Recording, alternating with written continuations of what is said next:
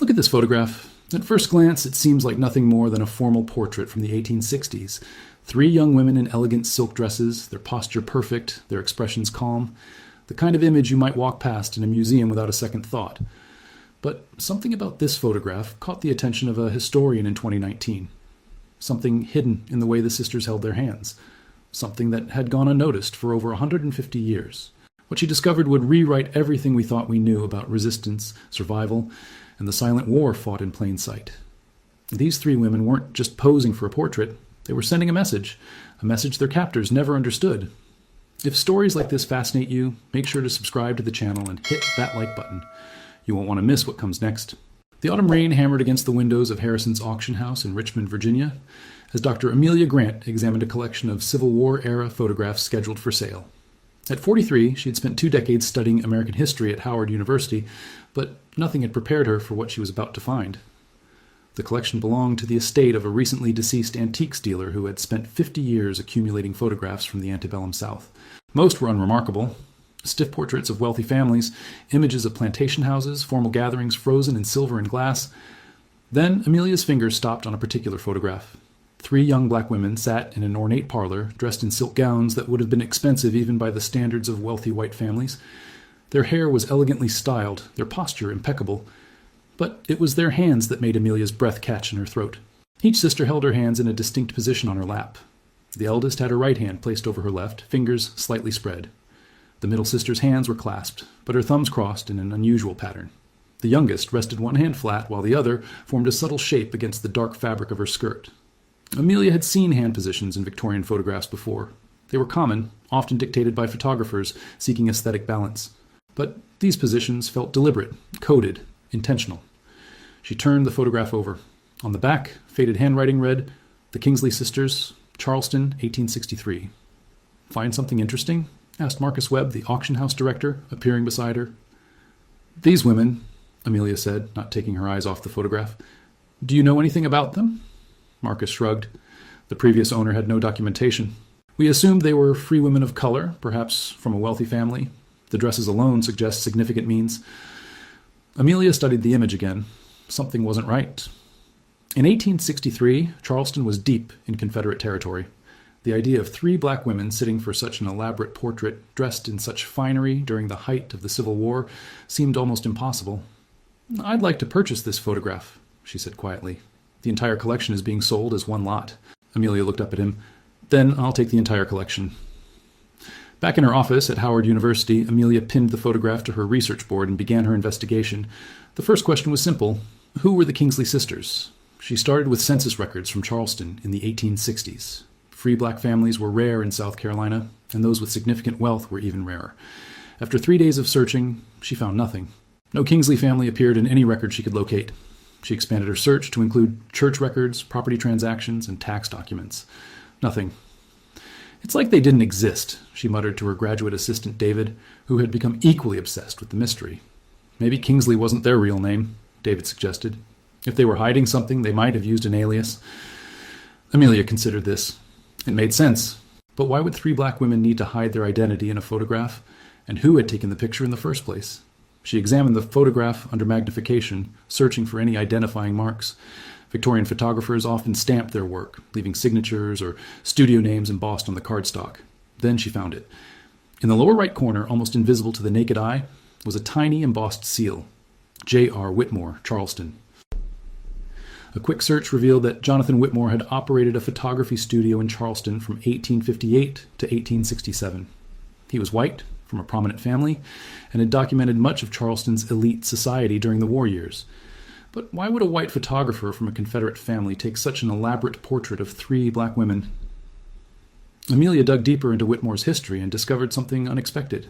After the war, Whitmore had moved north to Boston, where he became involved with abolitionist causes and donated significant sums to freedmen's schools. "He changed sides," Amelia said, staring at the screen. "Or maybe he was never on the side we assumed." The next morning, she booked a flight to Charleston. The answers she needed weren't in databases or archives. They were in the city where the photograph had been taken, buried in the history that Charleston preferred to forget. Charleston in October still carried the weight of summer, the air thick with humidity and the scent of magnolias. Amelia checked into a small hotel near the historic district and made her way to the Charleston County Public Library's South Carolina room. The archivist, an elderly woman named Dorothy, listened carefully as Amelia explained her research. Jonathan Whitmore, Dorothy repeated, her eyes narrowing. That's a name I haven't heard in years. My grandmother used to speak of him. Amelia leaned forward. Your grandmother knew him? Knew of him. She was a child during Reconstruction, but she remembered the stories. Whitmore wasn't just a photographer. According to family legend, he was something far more dangerous to the Confederacy. Dorothy led Amelia to a restricted section of the archive, where fragile documents were kept in climate-controlled cases. She retrieved a small leather journal, its pages yellowed with age. This was donated anonymously in 1952, Dorothy explained. We never knew who it belonged to until a researcher in the 1980s identified the handwriting as Whitmore's. Amelia opened the journal carefully. The entries were cryptic, filled with references to packages delivered and routes confirmed. Then she found an entry dated March 1863. The three sisters sat for their portrait today. The message is embedded. If our friends in the North understand the code, the next passage will proceed as planned. God protect them all. Amelia's hands trembled. He was using photographs to send coded messages. Dorothy nodded slowly. The Underground Railroad didn't end when the war began. It transformed, and Whitmore was part of it. Amelia photographed the journal entry and continued reading. The sisters, Whitmore wrote, were not named Kingsley at all. Their real names were Clara, Ruth, and Viola. They had escaped from a plantation in Georgia 3 years earlier, and had been living under assumed identities in Charleston, working as seamstresses for a sympathetic white family. But they weren't just survivors. They were conductors. Amelia spent the next week tracing every reference to Clara, Ruth, and Viola in Whitmore's journal. The photographer had been meticulous, recording not only his subjects, but also the system they had developed together. The hand positions in the photographs weren't random. They were a language. According to Whitmore's notes, the sisters had created a visual code based on hand placements, finger positions, and the arrangement of objects in the frame. Each combination conveyed specific information: safe houses, dangerous routes, times of passage, names of allies and enemies. The photographs were then distributed through a network of abolitionists disguised as art collectors, traveling merchants, and even Confederate sympathizers who had secretly switched allegiances.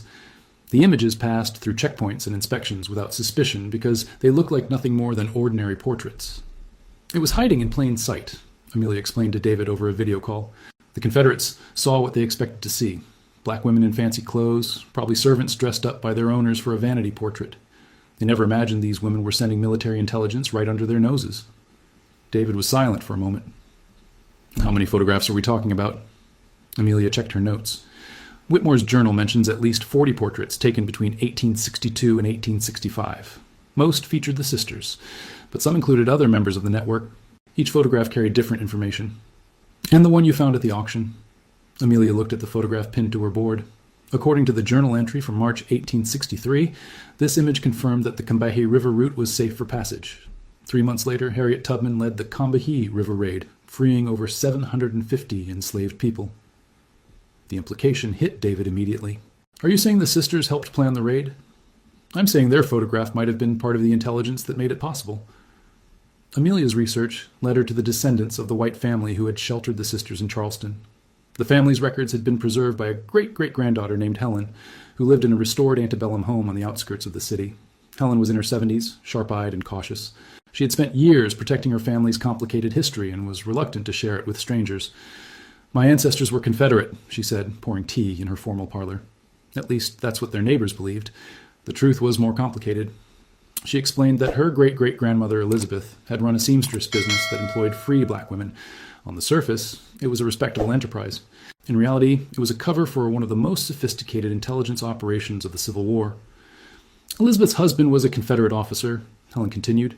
He had access to troop movements, supply routes, military plans. He passed that information to Elizabeth, who encoded it in dress patterns and fabric designs. The seamstresses then incorporated those patterns into the clothing they made. And the photographs? Amelia asked. Helen nodded. The dresses in Whitmore's portraits weren't just beautiful. They were messages. The pattern of lace on a collar, the number of buttons on a sleeve, the arrangement of ribbons. Everything meant something. Amelia's mind raced. The sisters weren't just posing with coded hand positions. Their entire outfits were part of the message. How was the information decoded? Helen rose and walked to an old secretary desk. She retrieved a small, worn booklet and handed it to Amelia. This was my great-great-grandmother's cipher guide. It explains how to read the patterns. Amelia opened the booklet with trembling hands. Inside were detailed drawings of dress elements paired with their meanings. A rose pattern meant safe passage. Vertical stripes indicated danger. A specific arrangement of lace communicated the number of people waiting for transport. The sisters hadn't just been sending messages, they had been transmitting entire escape plans. Armed with the cipher guide, Amelia returned to the photograph of the three sisters and began decoding every element. The process took days of careful analysis, cross-referencing Whitmore's journal with Elizabeth's cipher and historical records of the period. The message hidden in the March 1863 photograph was more detailed than Amelia had imagined. Clara's hand position indicated a date range, the first week of June. Ruth's clasped hands with crossed thumbs specified a location, the Combahee River ferry crossing. Viola's flat palm and curved fingers communicated a number, approximately 700. The dress patterns added layers of detail. The lace on Clara's collar indicated that Union gunboats would provide cover. The buttons on Ruth's sleeves confirmed that local guides had been secured.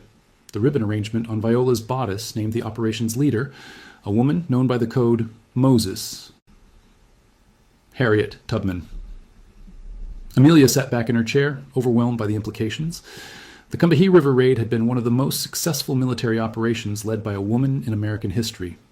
Tubman had guided Union forces up the river, liberating over 750 enslaved people in a single night. Historians had long wondered how Tubman had obtained such precise intelligence about Confederate positions, mine placements, and the locations of plantation slave quarters. Now Amelia had the answer. The intelligence had been gathered by a network of black women working in plain sight, encoded in photographs and dress patterns, and transmitted through a system so elegant that the Confederacy never suspected it existed. They were spies, Amelia whispered, the most effective spies of the Civil War, and history forgot them completely. She thought of all the monuments to Confederate generals, all the textbooks that celebrated military strategists, all the museums that preserved the weapons and uniforms of war.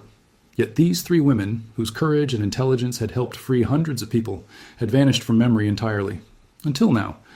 The question that haunted Amelia was what had happened to Clara, Ruth, and Viola after the war. Whitmore's journal ended in 1865, and Elizabeth's records made no mention of the sisters after Richmond fell. She began searching Freedmen's Bureau records, which documented the lives of formerly enslaved people during Reconstruction. The records were incomplete, often damaged, and spread across multiple archives. But after weeks of searching, she found a reference that made her heart stop. A registration document from Savannah, Georgia, dated November 1865, listed three sisters applying for marriage licenses on the same day, Clara, Ruth, and Viola. The document noted that all three were formerly of Charleston and worked as teachers. Amelia traced the sisters to a freedmen's school established by Northern missionaries in Savannah.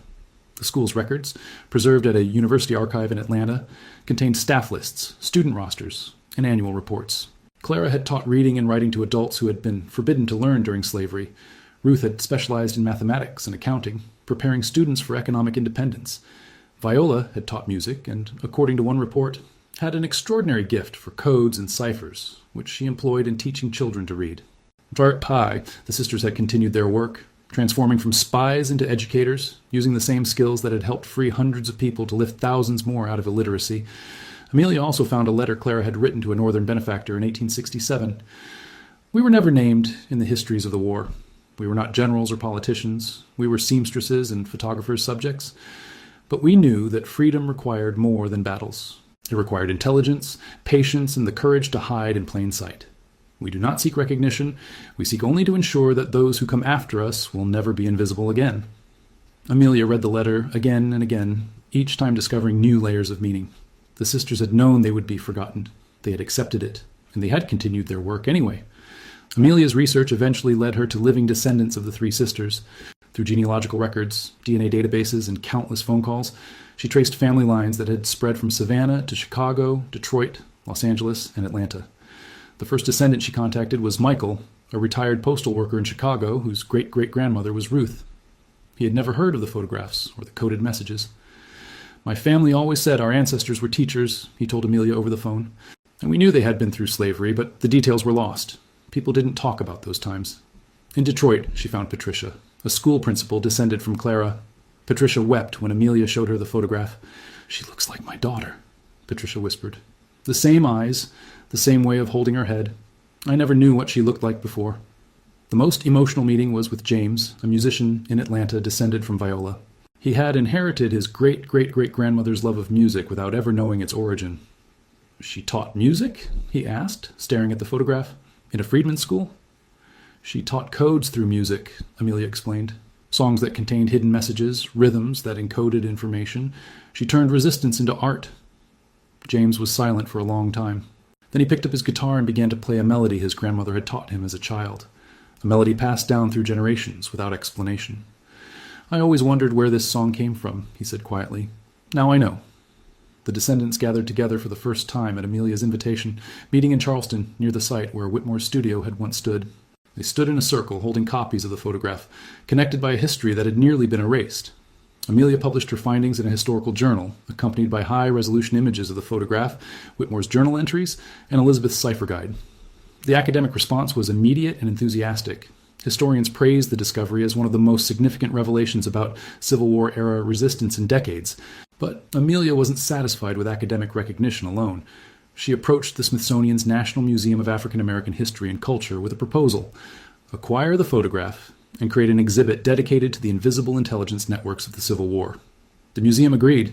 The exhibit, titled Hidden in Plain Sight: The Secret War of the Seamstress Spies, opened 18 months later. It featured the original photograph of Clara, Ruth, and Viola, along with Whitmore's journal, Elizabeth's cipher guide, and dozens of related artifacts that researchers had uncovered following Amelia's initial discovery. The centerpiece was an interactive display where visitors could decode photographs using the sisters' system, experiencing firsthand the ingenuity required to resist oppression in an era when even literacy was forbidden. On opening night, the descendants of the three sisters stood together before the exhibit. Michael, Patricia, James, and 17 other family members from across the country had gathered to honor their ancestors. Patricia spoke for the group. "For over 150 years, our grandmothers were invisible. History recorded the generals and the politicians, the battles and the treaties, but it forgot the women who sewed messages into dresses, who posed for photographs that carried secrets, who risked everything to help others find freedom. Tonight, they are invisible no more." The photograph of Clara, Ruth, and Viola hung in a place of honor, illuminated by soft light that revealed every detail of their elegant dresses, their composed expressions, and their carefully positioned hands. Hands that had spoken a language of defiance, hands that had helped change history. Amelia returned to Charleston 1 year after the exhibit opened. She walked through the historic district, past the elegant homes and the tourist carriages, past the monuments and the markers that told one version of the city's history. She stopped at the corner where Whitmore's studio had once stood. The building was gone now, replaced by a boutique hotel, but a small plaque had been installed at Amelia's request. On this site stood the photography studio of Jonathan Whitmore, where images of resistance were created during the Civil War. The subjects of his most important work, Clara, Ruth, and Viola, used coded hand positions and dress patterns to transmit intelligence that helped free hundreds of enslaved people. Their courage remained hidden for over 150 years. Amelia touched the plaque gently, then walked to the waterfront, where the Combahee River flowed toward the sea. She thought about all the other photographs from that era, sitting in archives and attics, dismissed as ordinary portraits. How many of them contained messages that had never been decoded? How many other stories were waiting to be discovered? She thought about the sisters who had known they would be forgotten and had resisted anyway, who had understood that some acts of courage are performed not for recognition, but for the simple, stubborn belief that freedom matters, even when no one is watching. And she thought about the photograph itself, that small rectangle of silver and glass that had survived wars, neglect, and the deliberate erasure of black history. It had waited patiently for someone to look closely enough to see what it really was. Not just a portrait, a declaration. A testament to the power of ordinary people who refused to be silent, who found ways to speak even when speaking was forbidden, who hid their resistance in plain sight until the world was finally ready to see it. Amelia pulled out her phone and took a photograph of the plaque, the river, the sky. Then she sent it to the descendants with a simple message: "They are remembered. They will not be forgotten again."